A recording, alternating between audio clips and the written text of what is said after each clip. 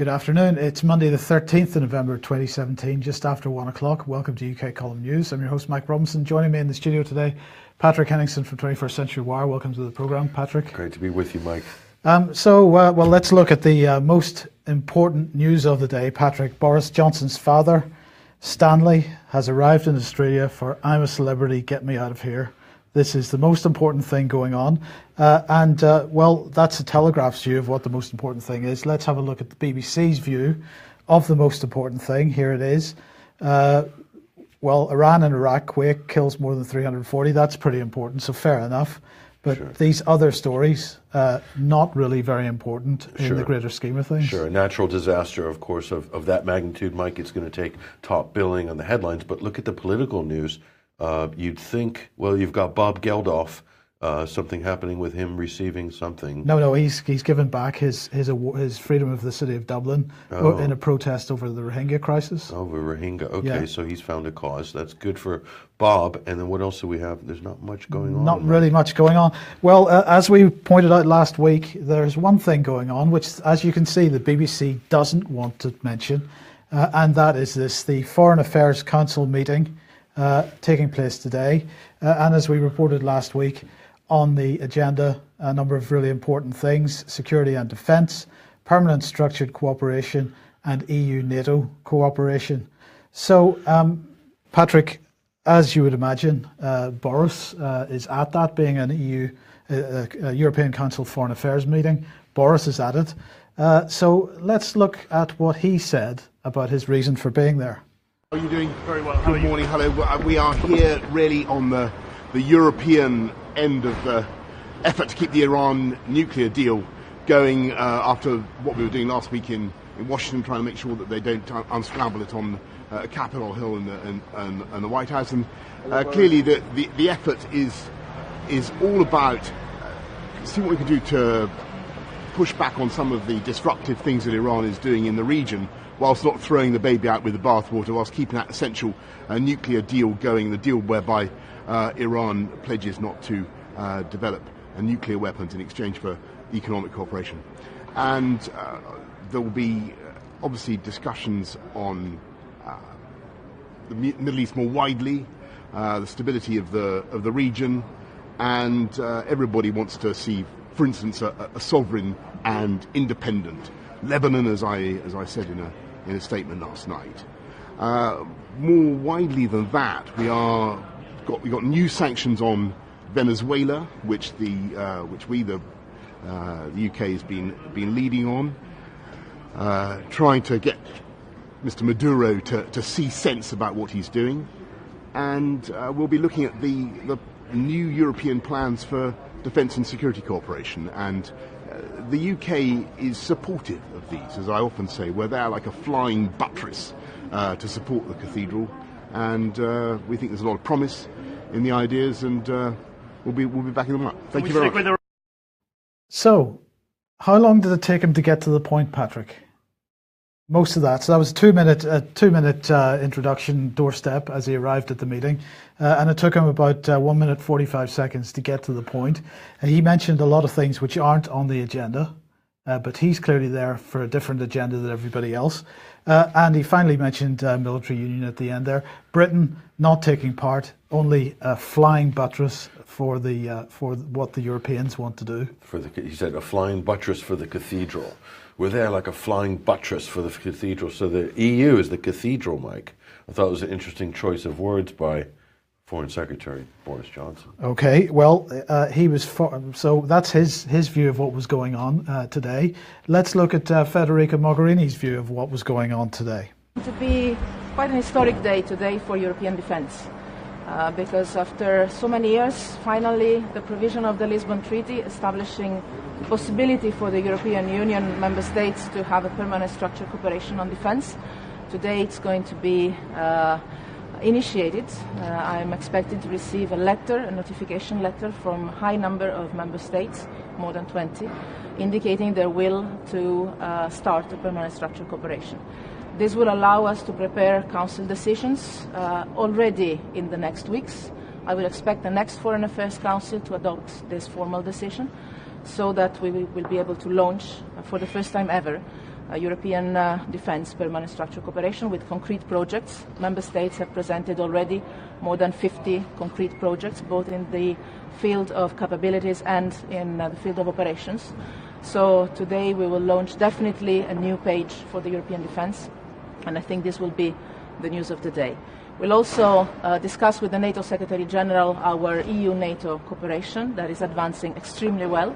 In December, with Stoltenberg, we will present the second report on our common activities, more than 42 concrete options that have been already implemented. And we'll also look at the future fields of cooperation. We will expand the concrete ideas on which we cooperate. And we will have a discussion today with the defense ministers and Stoltenberg on this. With the foreign ministers in the morning, we will also have short points, one on the summit between the European Union and the African Union at the end of the month at Abidjan.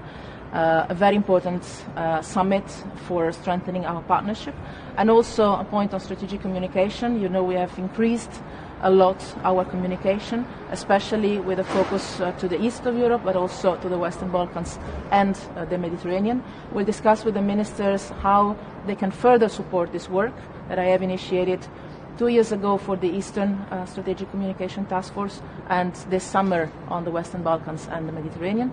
I expect member states and ministers to support also my request to increase the budget for strategic communication, especially for the task force. We live in times where communicating both internally in the European Union and in our region, the value of the actions of the European Union has a political value, so I expect support from member states on this. So Boris said it's about Iran. She says it's an historic day about defence. And Boris then mentioned other things. She didn't mention any of the things that Boris mentioned at all. So what on earth is going on? Well, I think there is the big agenda, Mike, which we're going to discuss here. But there's a few little side deals that are also being worked out as well, which Boris Johnson was alluding to. Yeah, but he doesn't want to focus on the big news of the day, because of course his video clip, his doorstep, will appear on the BBC in some capacity at some point. He doesn't want European unification, European military unification mentioned. Now, following that, Mogherini was asked, why does the EU need a military? And I just think it's worth listening to what she has to say here. Well, first of all, you know very well, not all European Union member states are members of the NATO alliance. Not all the members of NATO are part of Europe. And we have possibilities to strengthen also the work of NATO. I give you two examples. One is in the field of hybrid threats. There are competencies and tools that the European Union has and that NATO, being a purely military alliance, doesn't have. We cover a wide range of issues. Think of Africa, think of security in Africa. The European Union there is more present than NATO when it comes to training of security forces, when it comes to the delicate link between development and security. We are more equipped to act in areas where it is not a purely military action that is needed, but we also can develop more our military capabilities to act to reinforce our strategic autonomy. The second example is on the money. There is always the issue of why Europeans spend less than our friends across the Atlantic. The real problem of Europe is not how much we spend, it's the fact that we spend in a fragmented manner. If member states want to spend in a coordinated manner, investing together, researching together, producing together, this can be done through the European Union, the permanent structured cooperation supported by the European Defence Fund that we've put in place will enable member states to use the economy of scale of Europe, and in this manner fulfill the gap of output that we have in this moment across the Atlantic. So strengthening the European defence that we will do today, exactly today, is going to be a way to help NATO and the alliance also to be more relying on the European forces. So there you have it, Patrick. This is exactly what we've been saying, what David Ellis has been saying for a long time. It's about money. It's about bringing the budgets together into a single point budget. That's what she's highlighted there. So it doesn't matter if some countries aren't contributing 2% of their budget to defence. It's going to be the European Union as a whole which contributes 2% of its budget, its centralised budget, to defence. That'll keep NATO happy. As she said, the EU and NATO have been working for quite some time since the joint declaration of July 2016. NATO and the EU have been working very closely in cooperation. And of course, this isn't about the member states of NATO, which are also member states of the EU. This isn't about individual cooperation with NATO. This is about the EU military itself as an institution, a single institution, and its cooperation with NATO. So that was what was going on this morning at the beginning of the meeting. And as she pointed out, this is about permanent structured cooperation, this so-called PESCO. Well, the deal was done and signed, so she was giving it a good clap. And then they all got together for a family photograph. They called it a family photograph. They called it a family photograph. That's what they call the photographs for all these EU and UN meetings. They call them family photographs. Family photograph. Interesting. So this is the bunch of foreign ministers of the countries that have joined PESCO already. Over 20 countries have joined already. And you'll notice that Boris Johnson is not one of them. He's not in the picture. He is not in the picture. We'll come on to that in a second.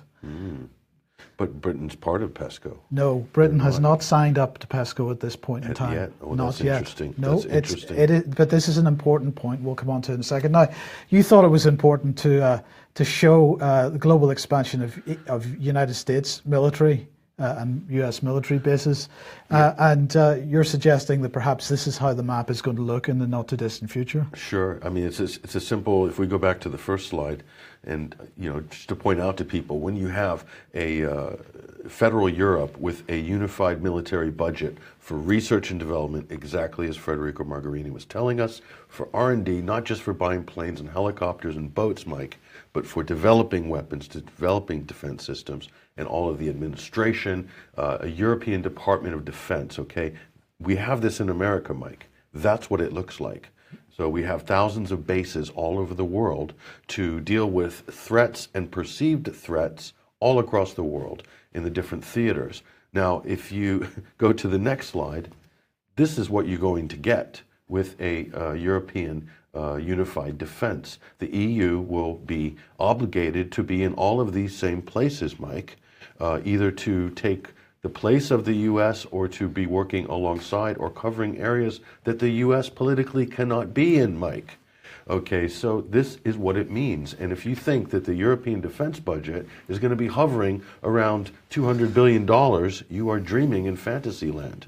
We're talking upwards of $500 billion and more, okay, in the next 10 years per year, okay? This is serious, and this is about a global hegemonic footprint that's being laid down. So is this the U.S. in partnership with the new European defense, unified defense force? Is this what we're looking at? Certainly the EU has been spreading its money around, Mike, in all sorts of countries, developing democracy, developing this program, doing civil programs, everything you can imagine. They're pumping money into these places. That's where the military presence will be when this comes to fruition, Mike. This is serious. Okay, so just looking at some of the British response, not in the mainstream media, but this is UK Defence Journal. European countries pledge closer defence cooperation, UK not involved. This headline is one of the most disingenuous headlines I've seen. UK Defence Journal claims to be independent. It claims to be pushing facts on defence.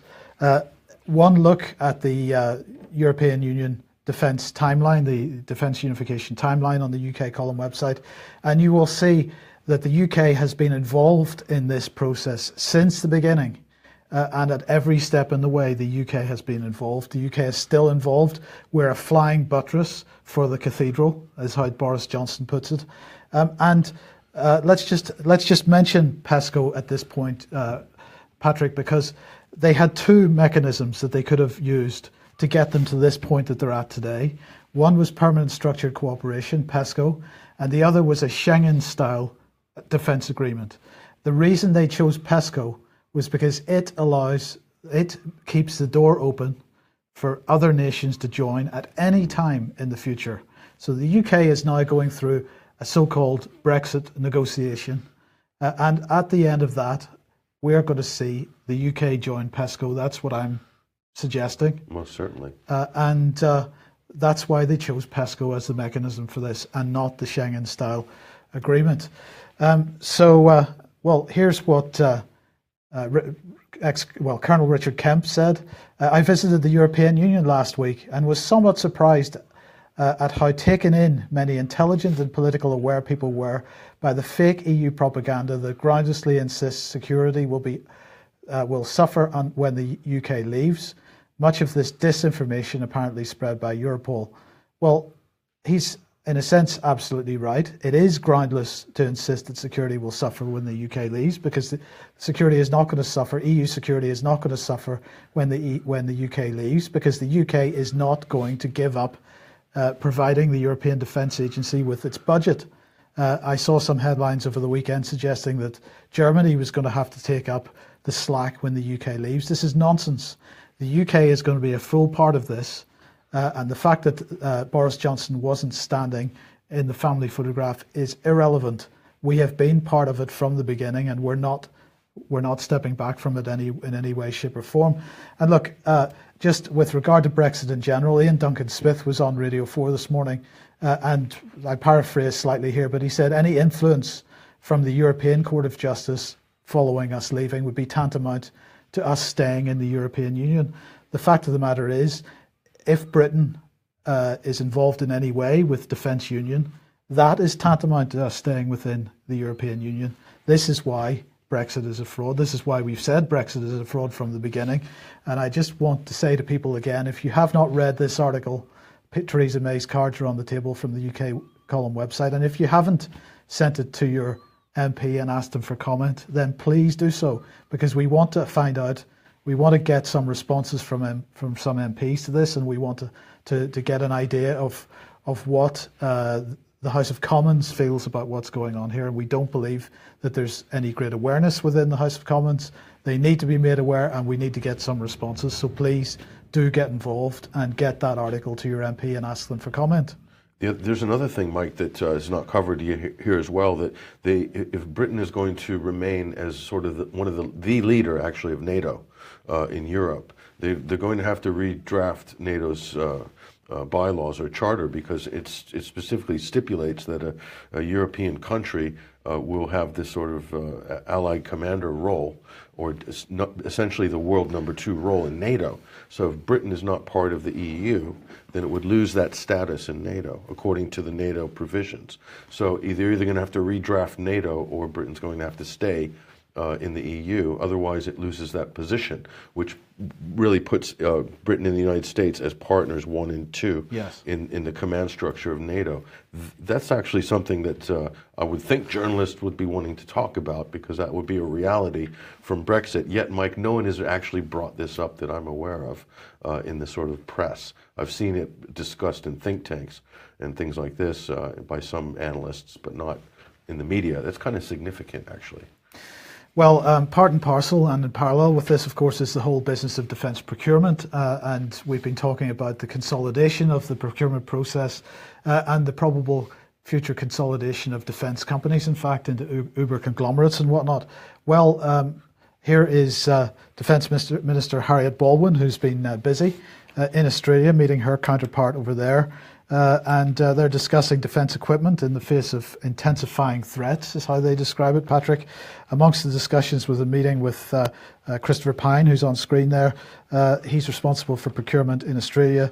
And they were, Australia is the UK's 13th largest export market, 8.6 billion of goods and services sold there. And the Type 26 Global Combat Ship has been shortlisted for their future frigate program, so they're wanting to sell that to Australia. Australia wanting to sell some of their stuff, including radar equipment and other stuff, to the UK. So this is... Are these two brother and sister, Mike? No. They're not. They look like they could be fraternal twins. Out of the same mould. Absolutely. Really sprightly looking couple. Well, here she is, looking extremely sprightly. And with that same smile. She's gone to the Sherry Blair School of Smiling and PR posing. Interesting. Anyway, sorry, Mike. Yes. So there you go. That's that. Now, let's move on to Brexit. And of course, what's happening this week, another reading of the committee stage of the EU withdrawal bill, the so-called Great Repeal Bill, which repeals a total of thing, which is the European Communities Act. And at the same time, instead of repealing legislation, brings in all of the EU's legislation onto the British statute books. And that apparently means that when we leave the European Union, we will be in a position to move forward without any major hurdles. Fantastic. Well, of course, this bill is receiving all kinds of controversy within the Commons, lots and lots of amendments to it. The Tory party, the most controversial aspect of it was the so-called Henry VIII powers. The Tory party apparently is going to back down from that slightly and is going to allow Parliament to have some kind of say in some of the deals that are done with these Henry VIII powers. We shall see. But will we even get to that point? Will we even get to the committee stage? Because increasingly, the mainstream media today suggesting that Theresa May is going to step down or be pushed or something, pushed under the bus or something, within days, within weeks. I hear that the odds in the bookies are shortening quite considerably that she will not see Christmas as Tory party leader and as Prime Minister. Well, when we're in this position of defence unification and all this stuff moving forward, and we want to keep it out of the press, what better thing to do than have another general election? Another general election, and then maybe a month of bickering about the minutiae or idiosyncrasies of various Brexit-related bureaucratic red tape issues. That would be fine. And then you have all the big issues that are just advancing under the surface into the new year, essentially as a fait accompli. I think this is a great plan, Mike, and we'll look forward to seeing them implement it. Yeah, absolutely. Now, we spoke about this on the Sunday Wire last night, but the story of Nazanin Zaghari Ratcliffe continues. She is in prison in Iran, of course, accused of trying to destabilize the state of Iran and bring down the government. She worked for Thomson Reuters Foundation while she was in Iran. She was there, apparently. She is an Iranian British national, so she was there apparently to visit family. But the Iranians accuse her of getting involved in trying to bring down and destabilize the government. Her past employer, of course, was BBC Media Action. She is in prison. She's apparently suffering from some mental health issues at the moment. She's not very happy. Well, Boris Johnson has been urged by her husband to visit her in prison because, of course, Boris Johnson being blamed for her ending up in court again and the potential for her 5-year sentence to be doubled because of his comments at the Foreign Affairs Select Committee over his suggestion, which he says was misunderstood, that she was training journalists in Iran and not there on holiday at all. We have no evidence to say what she was doing over there. We've got to be a little bit careful of that. Nonetheless, we've got plenty to say about BBC Media Action. We'll say that in a second. Her husband also pleading for her wife to be given diplomatic protection. I'm not sure what the ins and outs of that are, under what circumstances diplomatic protection would be given. But certainly I'm not aware of any case in the past where diplomatic protection has been given to someone who was simply on holiday in a foreign country.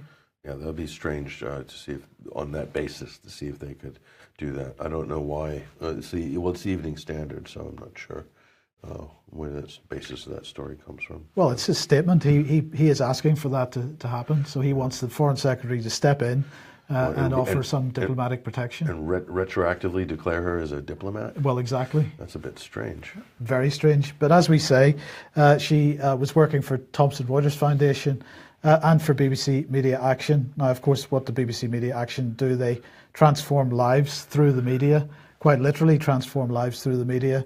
We on the Sunday Wire last night, we again quoted the BBC Media Action staffer who said that in 2004, BBC Media Action had been working within Syria to identify opposition forces within Syria that could affect change from within.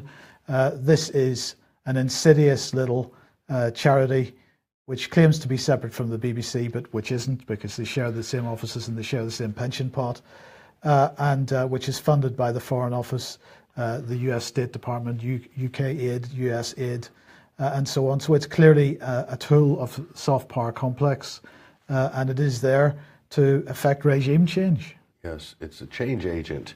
And so it sounds good on paper, Mike, training the next generation of young journalists in these poor countries to help them affect change and so forth. And it does sound great on paper, but in reality, it's subterfuge is what it is. And of course, it has serious consequences, and it results in a bloodbath in some cases, as happened in Syria.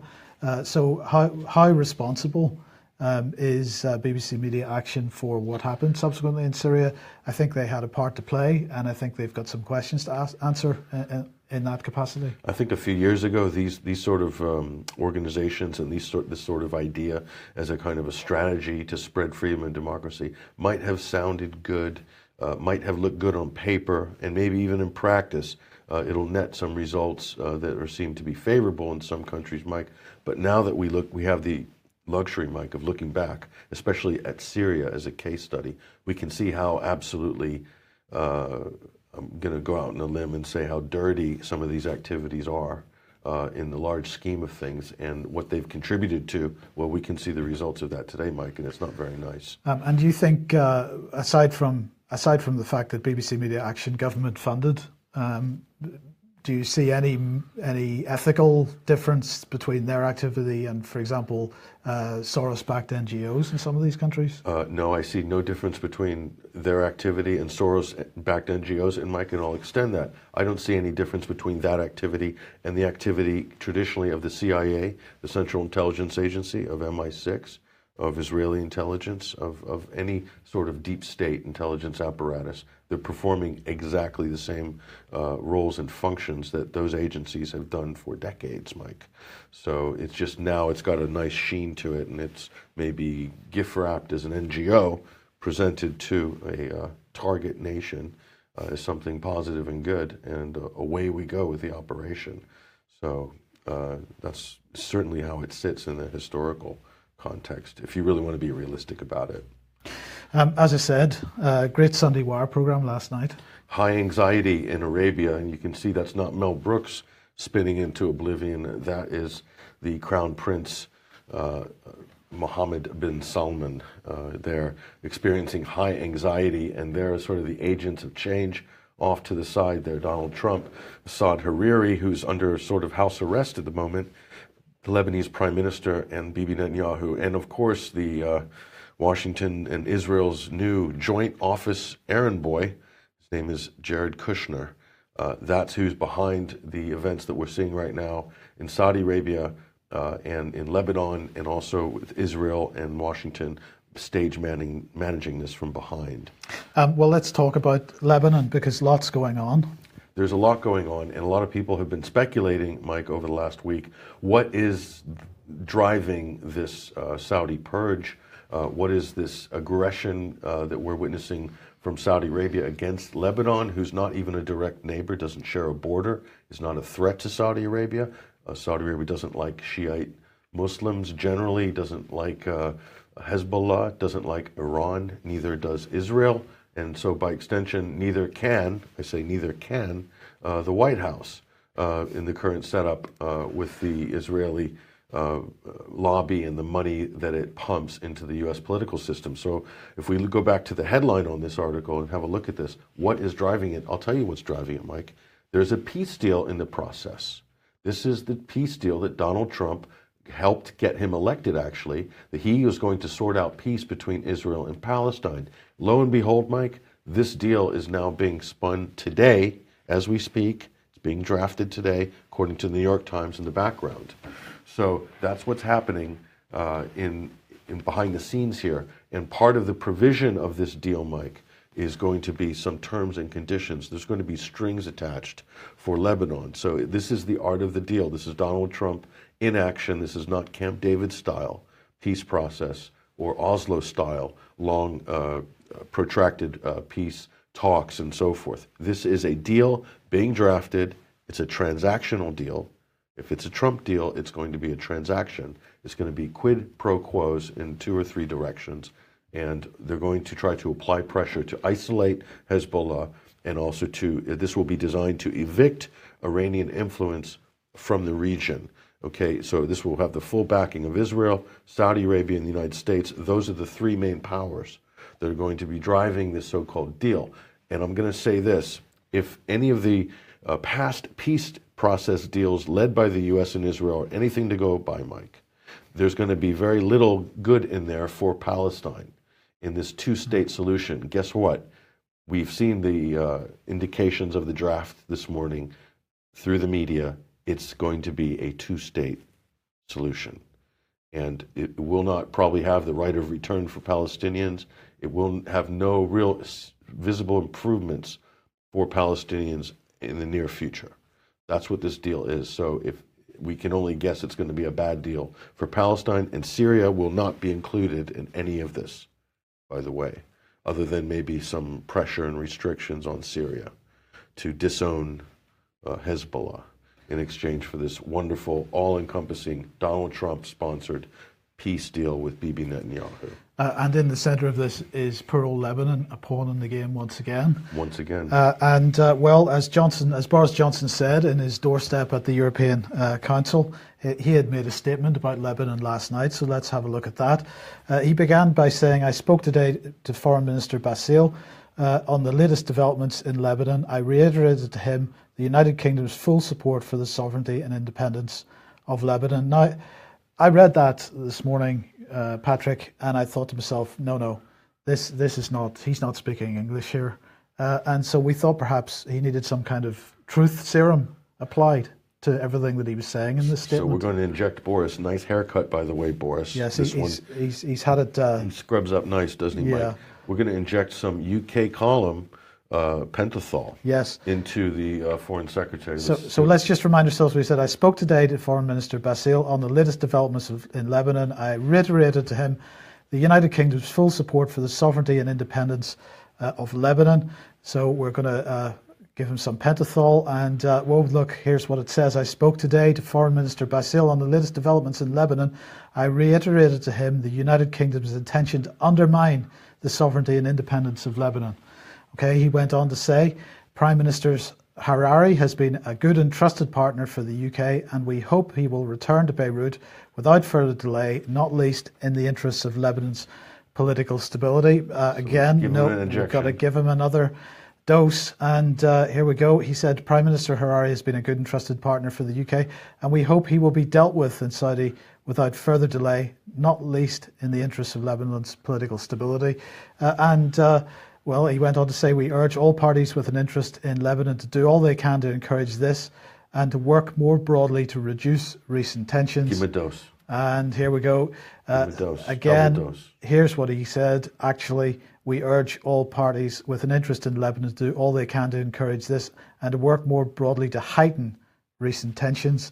Finally, he said, "We echo the concerns of the United States and our European partners that Lebanon should not be used as a tool for proxy conflicts and that its independence and integrity should be respected by all parties within the country and beyond."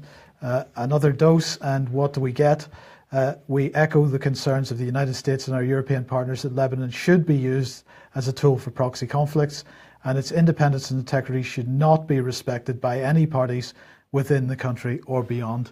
So that is what Boris had to say. That's the British position on Lebanon. It's very effective, this new product. Sodium pentothal, will that be available in the UK columns in the store? I Sadly think not. some people could use that. We couldn't encourage anybody to inject any politician with any substance. Even to get to the truth. That'll have a hard time passing through the regulatory bodies, I think, in this country, Mike. Yes. They wouldn't want that product on the market. I think that would be very dangerous for politics. And we're going to end the programme today on defence once again, because here is Gavin Williamson, the new UK Defence Secretary of State. It's a bit of an unfortunate photograph, as was tweeted out this morning, because he seems to have a couple of flags growing out of his head. Whoever took that picture didn't do a very good job, or maybe they did. It's a very strange looking sort of pastiche on the Baphomet or something. I can't work that out, Mike. So do you recognise whose head we're looking at the back of there, Patrick?